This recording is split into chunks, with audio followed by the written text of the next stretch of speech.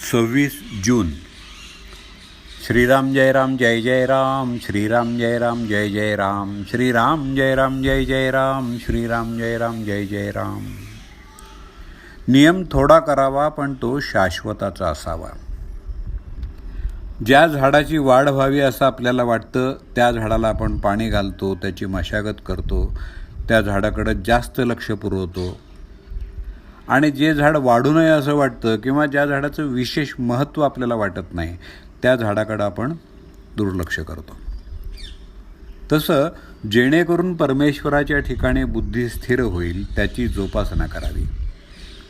देहाकडं, विचारांकडं, विषयांकडं दुर्लक्ष करावं, म्हणजे आपोआपच त्याचा विसर पडेल. ज्याप्रमाणे एखाद्या झाडाची जोपासना करताना त्याला गुराढोराने खाऊ नये म्हणून त्याच्या भोवती कुंपण घालावं लागतं, त्याप्रमाणे परमार्थ हा खरा कुंपणातच ठेवावा. तो जितका गुप्त राहील तितका चांगला. त्याचं प्रदर्शन झालं तर त्याला दृष्ट लागते. म्हणून परमार्थ हा कोणाच्या न कळत परंतु अत्यंत आवडीनं करावा. झाड लावल्यावर ते किती वाढले हे कुणी काही रोज उकरून पाहत नाही.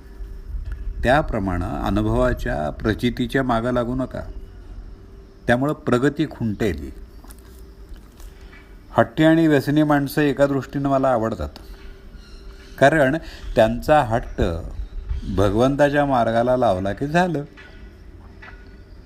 परमार्थामध्ये नियम थोडाच करावा पण तो शाश्वताचा असावा, म्हणजे जेणेकरून भगवंताचं प्रेम लागेल याबद्दलचा असावा आणि तो प्राणाबरोबर सांभाळावा. जे अत्यंत थोर भाग्याचे असतात त्यांनाच ध्यानमार्ग साधतो.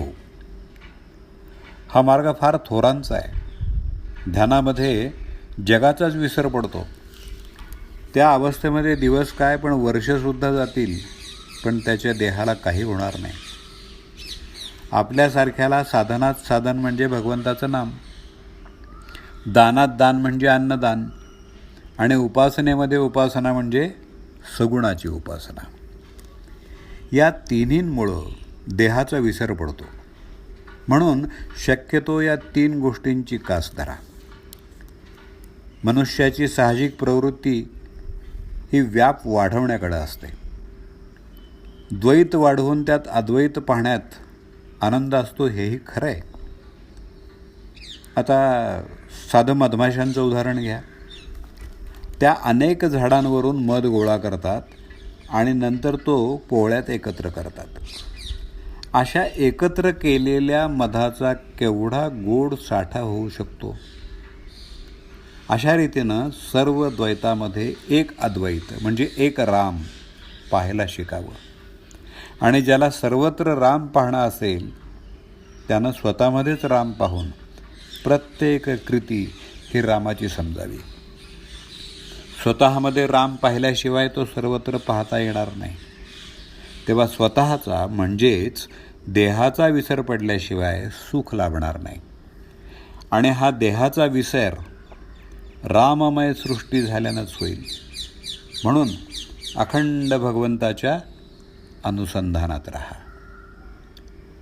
परमार्थाला अगदी स्वतःपासून सुरुवात करायची असते.